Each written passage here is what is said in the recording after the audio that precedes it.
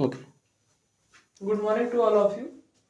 Today I am going to start you the chemistry for class 9th student who are giving their exam tomorrow and after the 10 days or 5 days because we need to revise the subject quickly. Not we can't focus on the subject for more than 1 hour or 2 hours because lecture will be lengthy and you can't revise. You have to start revisely. So today I will cover the whole chemistry in one video, and the lecture will be short and slow. You can easily note down in your copy or notebook. So the first chapter is matter that surrounding us.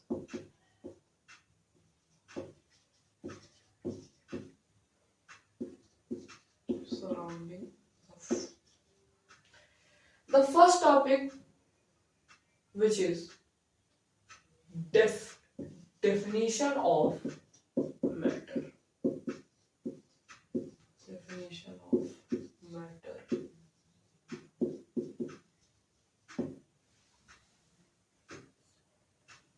So we can define the matter as the particle or a substance which have mass and contains mass and volume.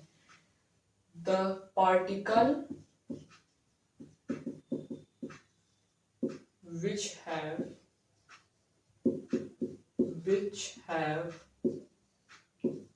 mass and contains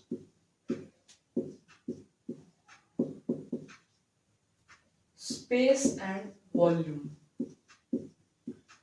कहने का मतलब है कि कोई भी एक substance है, जैसे मैं मान लेता हूं कि दिस इज अ सब्सटेंस, इसके पास खुद का एक मास है. आप लोगों ने फिजिक्स पढ़ा होगा तो उसमें आप लोग जानते होंगे हर बॉडी का अपना एक मास होता है.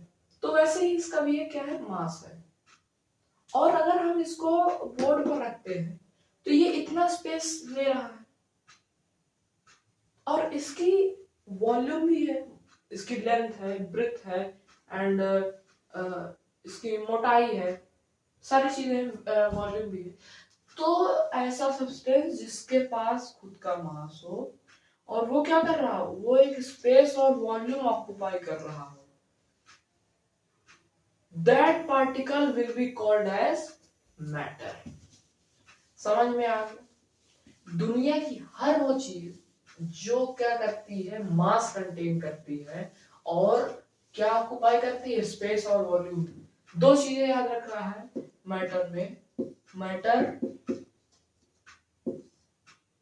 मास, space and volume. Space volume, ठीक है.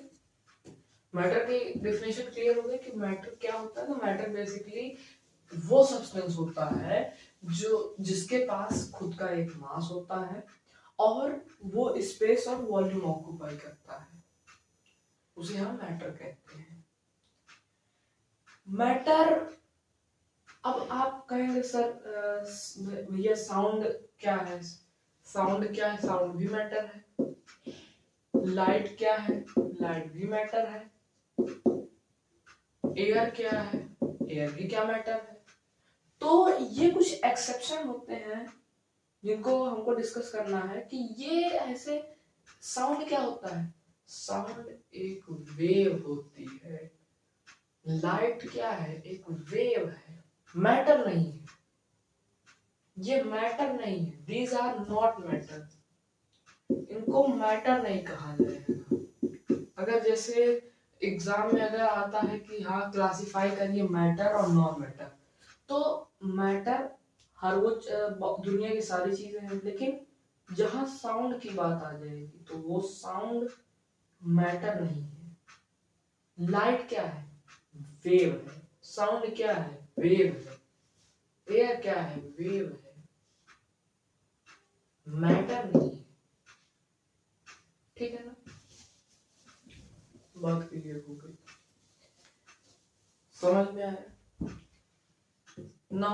Classification of matter, classification of matter. देखिए मैटर का क्लासिफिकेशन दो टाइप से किया जा सकता है, on the basis of two types. First physical, second chemical. कौन कौन से? फिजिकल और केमिकल मेथड। फिजिकल केमिकल दो स्टेट होते हैं बस, इसका क्लासिफिकेशन सिर्फ दो तरह से, फिजिकल और केमिकल। फिजिकल में हमारे पास तीन स्टेट आती है, सॉलिड, लिक्विड, गैस। ठीक है, फिजिकल स्टेट में solid, liquid and then gas. Chemical में इसमें भी हमारे पास तीन क्लासिफिकेशन आते हैं, elements, compounds and mixture. Elements, compounds and mixture, जो हमको नेक्स्ट चैप्टर में डिस्कस करना है। अभी सिर्फ हमको सॉलिड, लिक्विड और गैस के बारे में इस चैप्टर में पूरा हमको चर्चा करनी है। तो आप लिख लीजिए, matter are classified into two basis, first physical then second chemical. In physical classification there are three types of matter, solid, liquid and gas. And the chemical classification we have three types of matter, elements, compound and mixture. Clear? Next topic आपका आता है physical nature of matter. Physical nature of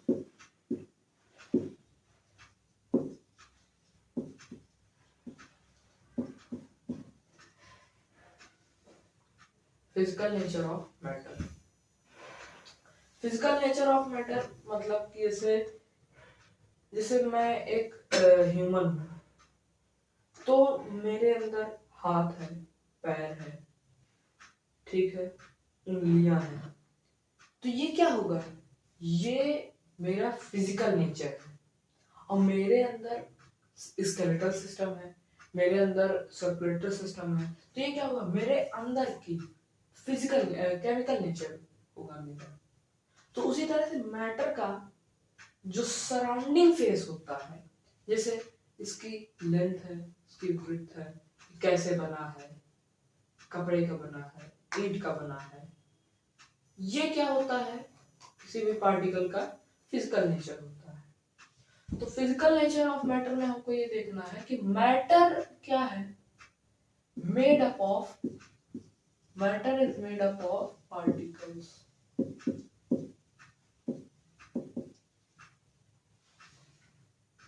कोई भी matter हो वो particle से बना रहेगा। पार्टिकल मतलब छोटे छोटे पार्टिकल, छोटे छोटे छोटे छोटे छोटे छोटे नैनो पार्टिकल से मिल करके ऐसे छोटे छोटे छोटे छोटे छोटे छोटे छोटे छोटे छोटे छोटे छोटे छोटे पार्टिकल्स को आपस में जोड़ा जाता है। तो क्या होता है? कोई भी सब्सटेंस अपना शेप लेता है। तो यूनिट क्या होती है? The basic unit of formation of matter is particle. ठीक है, तो पहला चीज है क्या? पहला चीज क्या याद रखना है कि matter is made up of particles. Second, जिस पार्टिकल से वो बने होते हैं they are very small, they are very small, वो बहुत छोटे होते हैं, नैनो होते हैं। मैंने आपको क्या बताया? Nano particles. अगर ये डस्टर बना है तो उसमें अनगिनत छोटे छोटे पार्टिकल्स ने क्या किया है? बनाया है इसको। इनको हम देख भी नहीं सकते हैं। ये एटम्स आप लोग जानते होंगे, तो एटम्स और मॉलिक्यूल्स से बने होते हैं। Substance, matter. मैटर कहूँ सब्सटेंस कहूँ एक ही बात होगी। तो कोई भी मैटर पार्टिकल से बनते हैं और ये पार्टिकल क्या होते हैं, बहुत ही छोटे होते हैं, बहुत ही छोटे होते हैं। तीसरा फिजिकल नेचर क्या है, they can seen by microscope. ये माइक्रोस्कोप की ही मदद से देखे जा सकते हैं, मतलब इनको माइक्रोस्कोप की ही मदद से देखा जा सकता है। और इनके लिए एक स्पेसिफिक माइक्रोस्कोप होता है, इसका नाम होता है STM। STM means scanning tunneling microscope, scanning tunneling microscope. तो ये आपको फिजिकल नेचर ऑफ मैटर समझ में आ गया होगा कि मैटर के फिजिकल नेचर में हमको 3 पॉइंट्स याद रखने हैं। Matter is made up of particles of matter are very small and they can be seen by scanning tunneling microscope. Now move to the next topic, which is characteristics of particles of matter.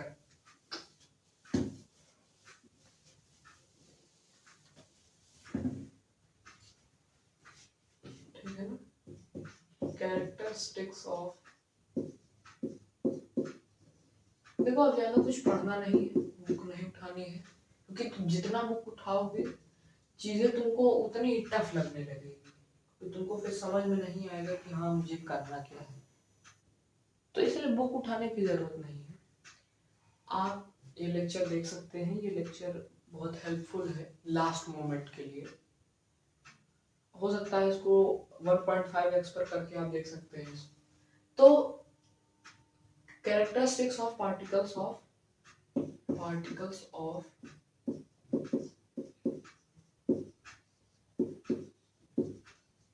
देखिए, अगर मेरी writing आपको ना समझ में आ रही हो तो आप मेरे द्वारा बताई गई बातों को आप अच्छे से सुनिए, आपका काम हो जाएगा। क्योंकि मैं बोल रहा हूँ मैं वही चीजें ब्लैक बोर्ड पर लिख रहा हूँ, सॉरी व्हाइट बोर्ड पर।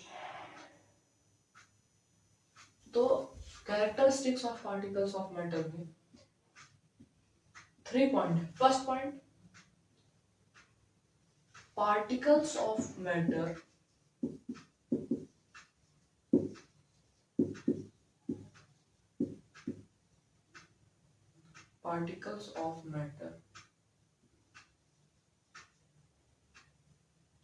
joined each other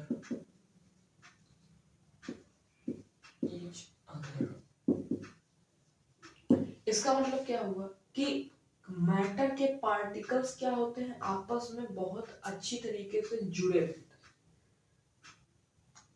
जैसे अगर, लेकिन देखिए अगर वो जुड़े नहीं रहेंगे तो आप इधर उधर बिखर रहेंगे, तो वो कॉम्बिनेशन करके एक सब्सटेंस नहीं बना सकते हैं। तो इसीलिए पार्टिकल्स, मैटर के पार्टिकल्स को आपस में जुड़ना जरूरी है। लेकिन ये ऐसे नहीं जुड़े रहते कि आप आपस में फेविकोल लगा के चिपके रहते हैं। फेविकोल नहीं, एक फोर्स होता है जो इन दो पार्टिकल्स को आपस में जोड़ने का काम करता है, उसको कहते हैं cohesive force. Cohesive force, cohesive force. Cohesive force क्या होता है? The force which are used to join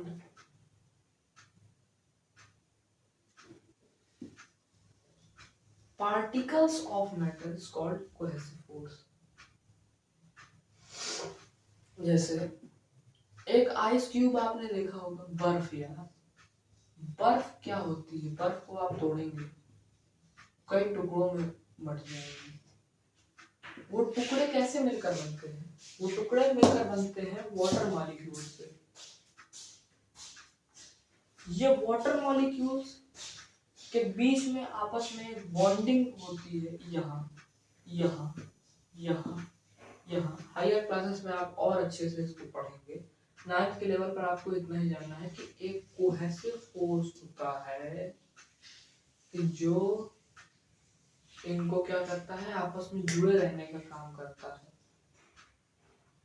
अब जैसा कि मैंने आपसे डिस्कस किया था कि हमको इस चैप्टर में सॉलिड, लिक्विड और गैस की बात करनी है, तो हम सॉलिड, लिक्विड की, गैस की ही बात करेंगे कि तीनों में कोहेसिव फोर्स किस तरह से काम करता है। पहला हो गया सॉलिड, दूसरा लिक्विड, तीसरा हो गया गैस। सॉलिड क्या होता है? सॉलिड में कोहेसिव फोर्स सबसे ज्यादा होता है, सबसे ज्यादा। इसीलिए किसी ठोस चीज को, किसी भी सॉलिड चीज को तोड़ने में थोड़ा सा बहुत समय लगता है। जैसे आप ईंट देखे हैं, ईंट, ब्रिक, मैं ब्रिक का एग्जांपल लेता हूँ। ब्रिक को आप ऐसे तो है ना कि हाँ ऐसे हाथ में, ऐसे हाथ से दबाया और टूट गया दो भाग में। हथौड़े का इस्तेमाल करना पड़ता है। हथौड़े का इस्तेमाल क्यों करना पड़ता है? बिकॉज वो क्या है, ब्रिक एक सॉलिड सब्सटेंस है। ब्रिक क्या है? सॉलिड सब्सटेंस है, सॉलिड, सॉलिड। सॉलिड चीजें बहुत जल्दी नहीं टूटती है। इनको तोड़ने के लिए एनर्जी बहुत ही ज्यादा लगती है, क्योंकि कोहेसिव फोर्स जो जनरेट होता है पार्टिकल के बीच में, उन दोनों को जोड़े रखने के लिए, वो बहुत ज्यादा होता है। ठीक है ना? ये इतनी बात आपको समझ में आ गई होगी। आगे चलते हैं लिक्विड में। लिक्विड में गैस से कोहेसिव फोर्स थोड़ा सा ज्यादा होता है और सॉलिड से कोहेसिव फोर्स कम होता है। जैसे आप चीनी और पानी का मिक्सचर बनाते हो, तो एक मिक्सचर बन गया, और चीनी और पानी का एक मिक्सचर बनाया आपने, चीनी पानी एक मिक्सचर बन गया।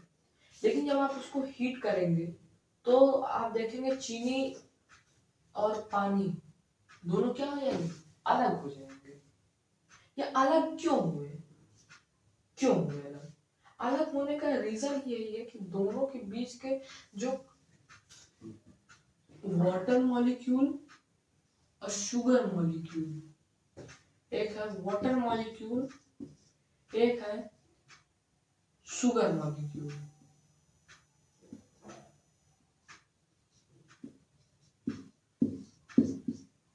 तो दोनों मॉलिक्यूल के बीच में क्या हुआ? दोनों मॉलिक्यूल के बीच कोहेसिव फोर्स कम था, इसलिए जल्दी टूट गया। भाई, आप और आपके दोस्त को स्कूल में बहुत अलग कराने की सोचते होंगे, इसको ऐसा कुछ कहो कि हाँ जो है इसको इसके खिलाफ भड़काओ, इसको इसके खिलाफ भड़काओ, कि क्या हो, जल्दी ही दोनों में बॉन्डिंग टूट जाए। लेकिन अगर कोई आपका पक्का दोस्त होगा तो किसी के बहकावे में नहीं आएगा, किसी के भी बहकावे में नहीं आएगा। लेकिन अगर बॉन्डिंग थोड़ा सा भी कम है तो क्या होगा, जल्दी ही टूट जाएंगे। वही खेल इन दोनों के साथ हुआ। इन दोनों के बीच का कोहेसिव फोर्स कम था, तो क्या हुआ, जल्दी टूट गई। तो इसीलिए याद रखिएगा, सबसे ज्यादा कोहेसिव फोर्स किसमें होता है? सॉलिड के पार्टिकल्स के बीच में होता है, और सॉलिड से कम लिक्विड में होता है, और लिक्विड से भी कम होता है गैस में। किसमें? गैस में। गैस में लिक्विड से भी कम होता है। बात समझ में आई आपको? तो सॉलिड सबसे ज्यादा, उससे कम लिक्विड, उससे कम गैस। गैस में बहुत जल्दी। उनके आप मॉलिक्यूल्स को देखेंगे, उनके बीच का जो अट्रैक्टिव फोर्स होता है बहुत कम होता है, बहुत। एक यहाँ है, एक यहाँ है, एक यहाँ है, फिर दूसरा है, इतना गैप है भाई। तो आसानी से टूट के अलग हो जाएंगे। तो पहला पॉइंट आपका क्लियर हुआ कि particles of matter attracts each other, attract each other. दूसरा पॉइंट है particles of matter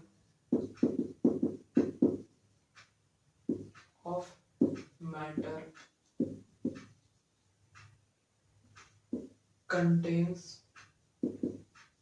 space between them,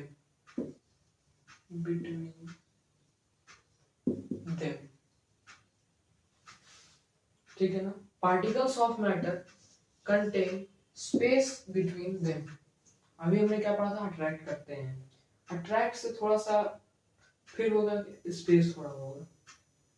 तो पार्टिकल्स जैसे अगर मैं माने सपोज करिए एक सब्जेक्ट मैटर है, इसके ये पार्टिकल है, ठीक है ना।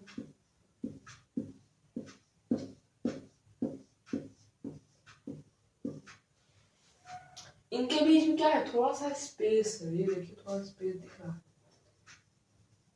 स्पेस दिख रहा है।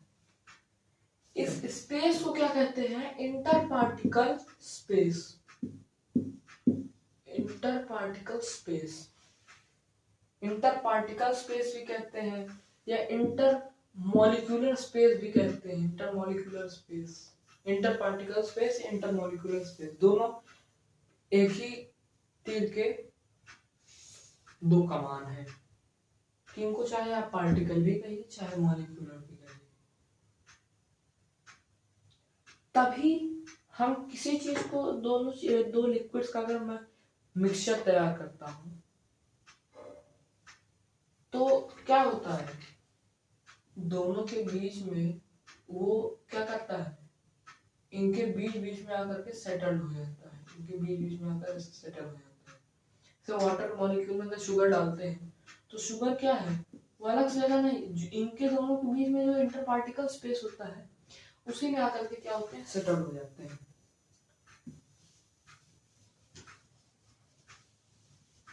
बात हो गई क्लियर।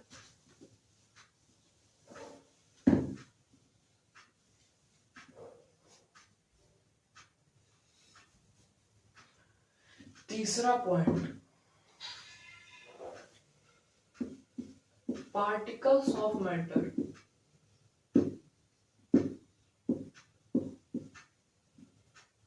continuously मूव,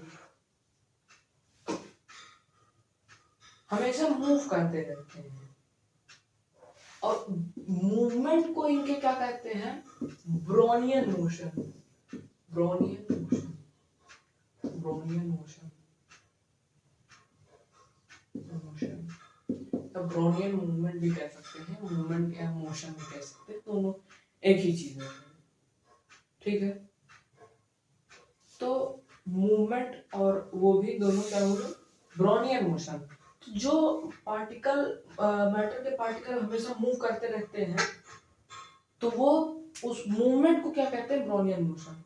अब यही सॉलिड के केस में देखेंगे तो सबसे कम होगा, सॉलिड के केस में सबसे कम होगा, सबसे कम होगा, लिक्विड में उससे ज्यादा होगा, गैस में उससे ज्यादा होगा।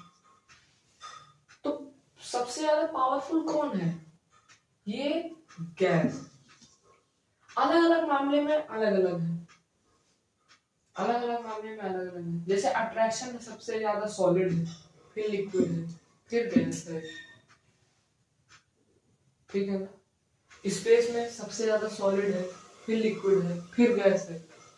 लेकिन मूवमेंट में सबसे कम सॉलिड है, क्यों, क्योंकि सॉलिड के पार्टिकल्स में मैंने बताया ना कोहेसिव फोर्स ज्यादा है, सबसे ज्यादा है। तो जब कोहेसिव फोर्स रहेगा तो दोनों अलग आपस में हो नहीं पाएंगे, जब भाई अलग नहीं हो पाएंगे तो फिर मूवमेंट कैसे करेंगे। लिक्विड में उससे कम होता है इसीलिए पार्टिकल ज्यादा मूव करते हैं, गैस में उससे भी कम रहता है तो देखिए पूरे एटमॉस्फेयर में ट्रेवल करते रहते हैं। तो ये बात है। तो आपको characteristics of particles of matter का टॉपिक मेरे ख्याल से क्लियर हो चुका होगा शॉर्ट में।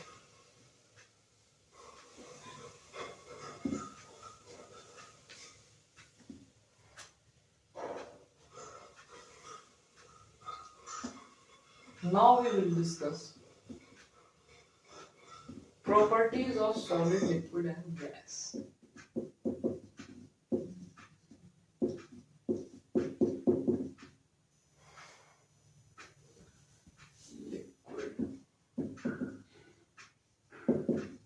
लेक्चर को ध्यान से सुनते रहिए कि सारी चीजें यहीं पे क्लियर हो जाएंगी। अब सॉलिड, लिक्विड और गैस की प्रॉपर्टी के बीच में explain the properties of solid, liquid and gas, ये एक क्वेश्चन हो सकता है, 2 नंबर के क्वेश्चन में हो सकता है। तो मैं आपको 5-6 डिफरेंस बताऊंगा जो तीनों में, जिससे आप तीनों को आसानी से बिना तीनों को स्पेसिफिकली रटे हुए आप सॉल्व कर सकते हैं, क्वेश्चन को आराम से लिख सकते हैं। सबसे पहली बात, स्पेस। स्पेस सबसे कम किसमें होता है? सॉलिड में। सबसे पहला स्पेस। स्पेस सॉलिड में सबसे ज्यादा होता है, लिक्विड में उससे कम होता है। लिक्विड सॉलिड में सबसे कम, लिक्विड में उससे ज्यादा, गैस में उससे ज्यादा। तो इससे आप डिफरेंस जान गए। तो एग्जाम में आएगा difference between solid and liquid and gas on the basis of their properties. तो आप बता सकते हैं सबसे पहला स्पेस, दूसरा रिजिडिटी।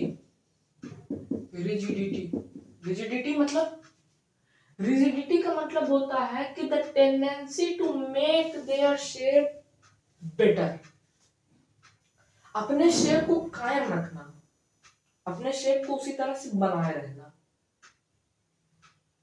अब सॉलिड क्या होगा? सॉलिड में ये प्रॉपर्टी सबसे ज्यादा पाई जाएगी, क्योंकि सॉलिड का जो पार्टिकल होता है, अगर एक बार वो तैयार हो गया तो हिलेगा डुलेगा नहीं, उसके पार्टिकल्स अलग अलग नहीं होंगे, नहीं। ये प्रॉपर्टी सॉलिड में पाई जाती है, लेकिन ये प्रॉपर्टी लिक्विड और गैस में नहीं पाई जाती, क्योंकि लिक्विड और गैस का शेप फिक्स नहीं होता और ना रिजिडिटी इनमें पाई जाती है। इनमें टॉपिक एक, इनमें प्रॉपर्टी होती है फ्लूइडिटी, जो आपके एनसीईआरटी में भी मेंशन है। फ्लूइडिटी मतलब ये फ्लूइड, ये क्या होते हैं? फ्लूइड होते हैं। फ्लूइड फ्रिक्शन आपने अगर पिछली क्लास में पढ़ा हो तो फ्लूइड फ्रिक्शन का मतलब क्या? तो उसमें आपको फ्लूइड पढ़ाया जाता है कि the substance which can flow, जो बह रहा है। लिक्विड भी बहता है, गैस भी बहती है भाई, पूरे वायुमंडल में तो ये बह रही है, पूरे एटमॉस्फेयर में तो ये बह रही है। तो इनमें रिजिडिटी ना होकर के फ्लूइडिटी होता है दोनों में, लेकिन सॉलिड में क्या होती है? रिजिडिटी होती है। तीसरा डेंसिटी। डेंसिटी सबसे ज्यादा सॉलिड में होती है, लिक्विड फिर उससे कम लिक्विड में और सबसे कम गैस में होती है। How the substance is dense is the property of density. कौन सा सब्सटेंस कितना गहरा है, कितना घना है, इसको हिंदी में घनत्व कहते हैं। डेंसिटी को घनत्व, कोई चीज कितनी डेंस है, ये प्रॉपर्टी किसकी होती है? डेंसिटी की। डेंसिटी की प्रॉपर्टी बताती है। तो सॉलिड सबसे ज्यादा डेंस होता है, लिक्विड उससे कम, गैस उससे कम। चौथा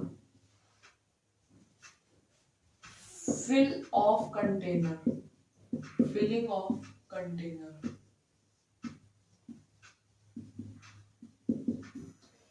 सॉलिड में फिलिंग ऑफ कंटेनर की प्रॉपर्टी नहीं होती, क्योंकि सॉलिड में जैसे आप एक कप ले लीजिए, उसमें आप बॉल डालिए, तो बॉल डालेंगे तो ऊपर का स्पेस कुछ ना कुछ तो बचेगा।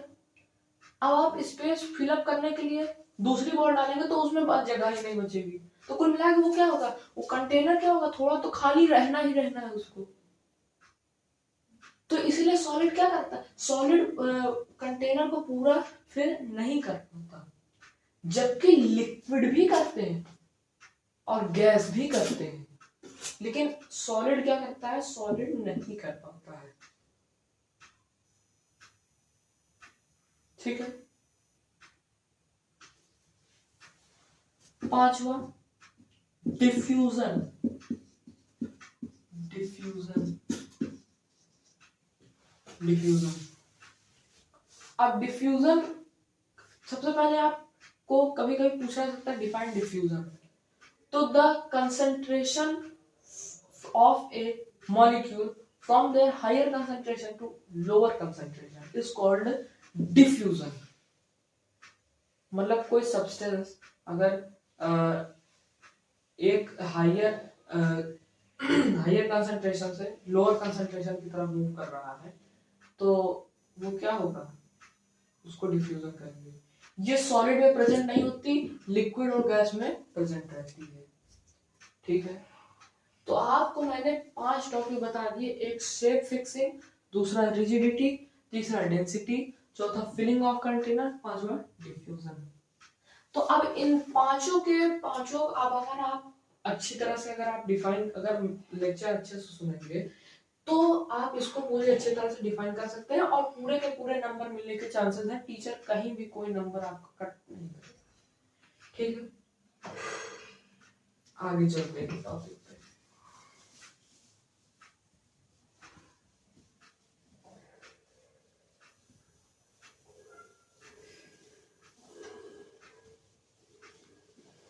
अगला टॉपिक बहुत मेन है, सवाल इससे बनना ही बनना है केमिस्ट्री में, सीबीएसई वाले बच्चों के लिए। Which is interconversion of, अगर लिखना है तो लिखते हैं interconversion of states of matter।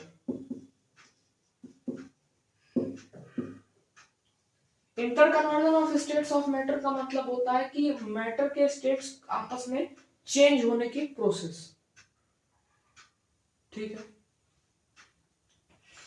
Interconversion of states of matter, solid, अभी इस चैप्टर में सॉलिड लिक्विड गैस की बात कर रहे हैं तो सॉलिड, लिक्विड और गैस। सॉलिड से लिक्विड में कोई सब्सटेंस ट्रांसफर होता है, चेंज होता है, तो इसको कहते हैं मेल्टिंग,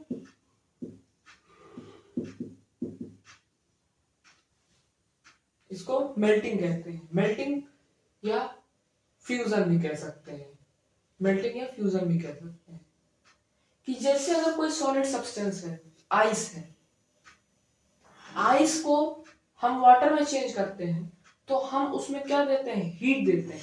और अगर हम हीट देते हैं तो हीट देने के बाद वो लिक्विड में चेंज हो जाता है, वो प्रोसेस को क्या कहते हैं, मेल्टिंग या फ्यूजन। डिफाइंड फ्यूजन भी कभी कभी पूछ देता है, तो फ्यूजन भी सॉलिड से लिक्विड में चेंज होने की प्रोसेस को कहते हैं। ठीक है ना।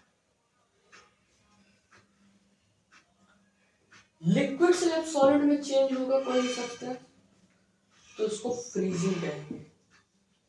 जैसे अगर मुझे वाटर को सॉलिड फॉर्म में करना है, आइस के फॉर्म में, तो मैं क्या करता हूँ, जनरली लोग एक गिलास में पानी लेते हैं, फ्रिज में रखते हैं, अगले दिन सुबह उठते हैं, देखते हैं वो बर्फ जम जाता है। तो वाटर के लिक्विड फॉर्म से सॉलिड फॉर्म में ट्रांसफर होने की प्रोसेस को ही क्या कहेंगे, फ्रीजिंग कहेंगे। क्या कहेंगे, फ्रीजिंग। ठीक है।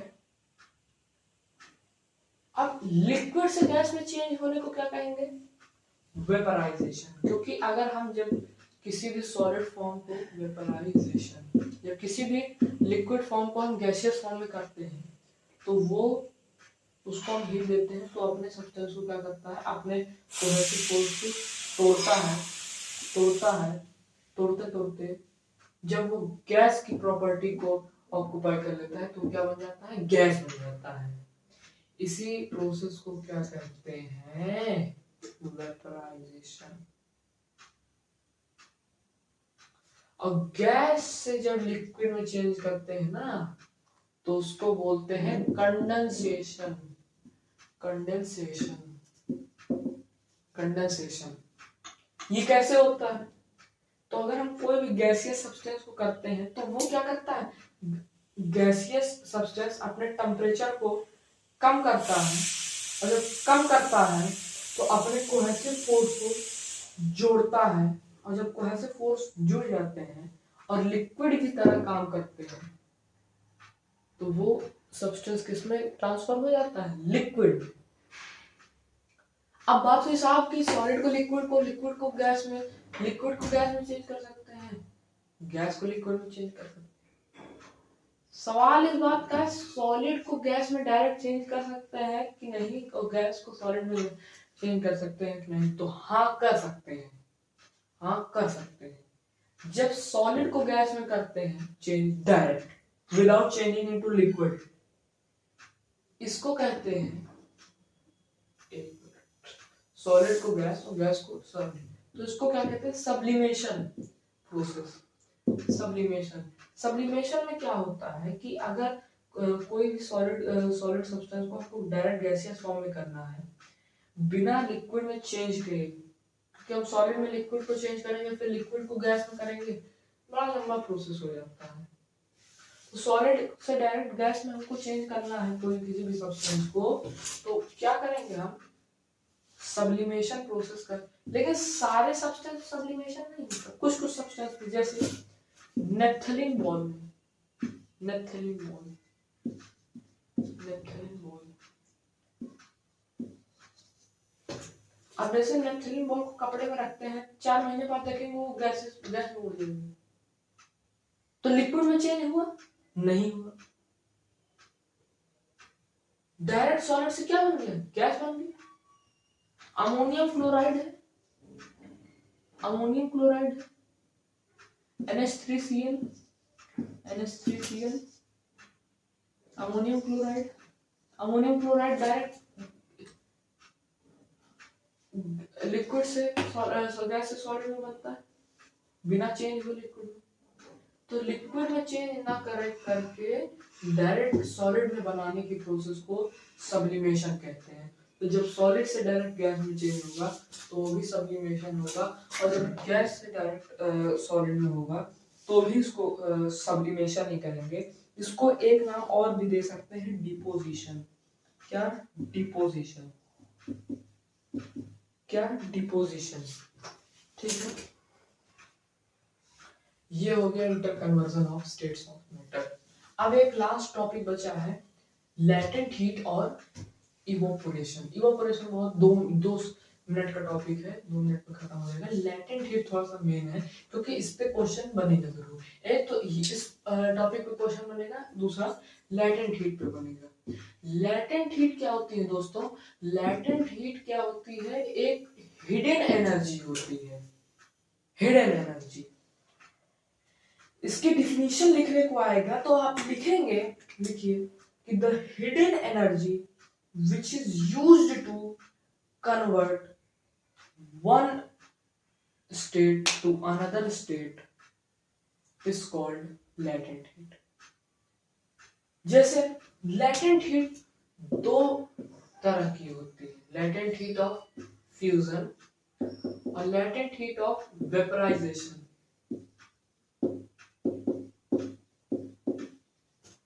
जब हम किसी सॉलिड सब्सटेंस को, जैसे आइस को हम वाटर में चेंज करते हैं, अगर मैं एग्जांपल ले लूं आइस का, तो आइस को जब वाटर में चेंज करते हैं तो हम उसको बर्नर से क्या करते हैं, हीट करते हैं।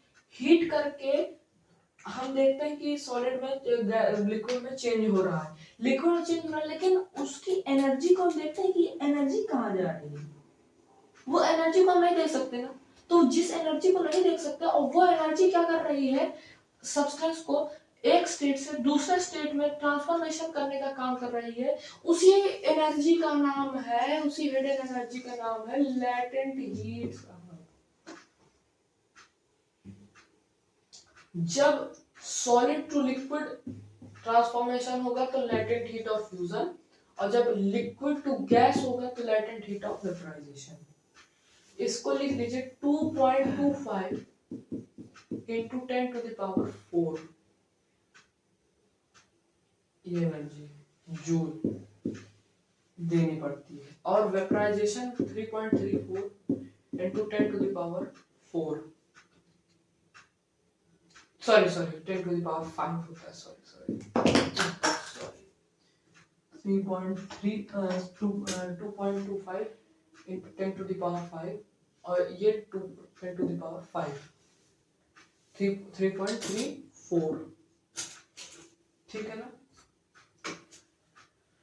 अब लैटेंट हीट के बाद लास्ट टॉपिक बचा है इवोपोरेशन। नेक्स्ट लेक्चर में आप चैप्टर नंबर 2 के बारे में हम लोग पढ़ेंगे।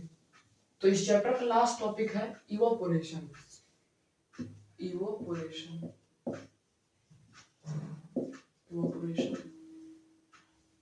ठीक है। इवोपोरेशन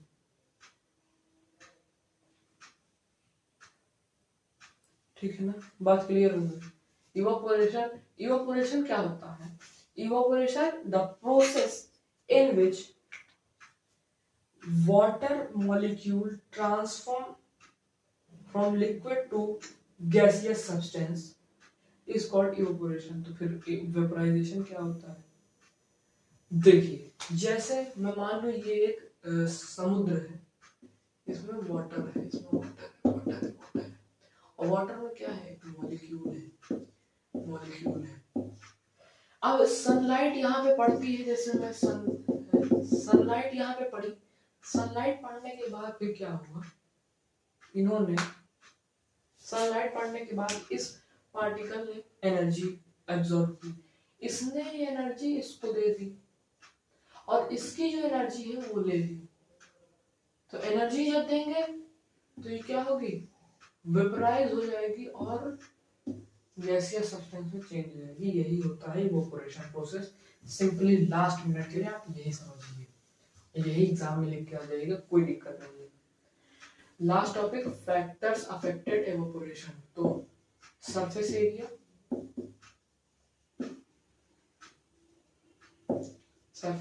हो गया। सरफेस एरिया के बाद टेम्परेचर, फिर मॉइस्चर,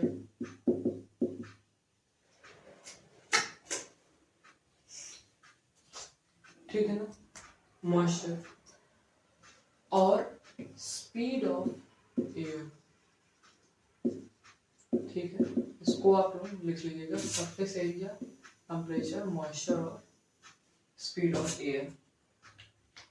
जैसे सरफेस एरिया अगर नीचे है या ऊपर है, ये भी इवोपोरेशन प्रोसेस है। टेम्परेचर कितना है किसी सब्सटेंस का, वो भी मायने रखता है। कितना मॉइस्चर है, अगर मॉइस्चर कम हो गया इवोपोरेशन कम हो गया। ठंडी में देखते हैं आप moisture come,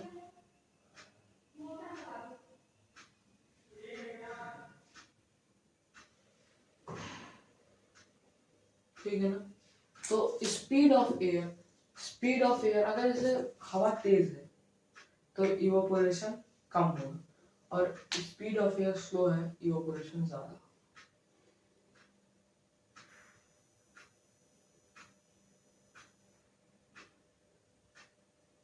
So this was the chapter of matter that surrounding us. Next class में हम लोग डिस्कस करेंगे अपना दूसरा चैप्टर जो होगा is the matter surrounding us pure. उसमें हम लोग और चीजें भी डिस्कस करेंगे। तब तक के लिए इस लेक्चर को आप लोग देखते रहिए और रिवाइज करते रहिए। Thank you and best of luck for your exams.